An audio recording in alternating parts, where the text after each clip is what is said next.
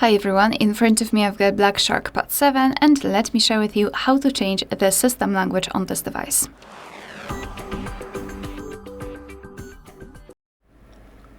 Alright, so first of all we need to find the settings, so localize this gear icon and tap on it.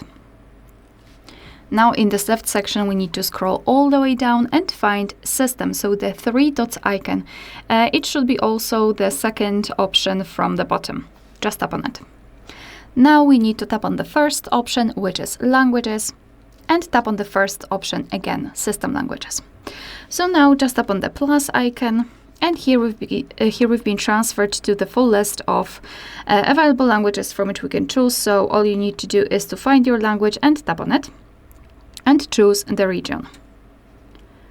So now we've got this language added to the list. However, in my case, the English is still a main one. So all you need to do is to tap on it and hold it, and then drag it to the first position. Release your finger and now tap on this option on the right to change.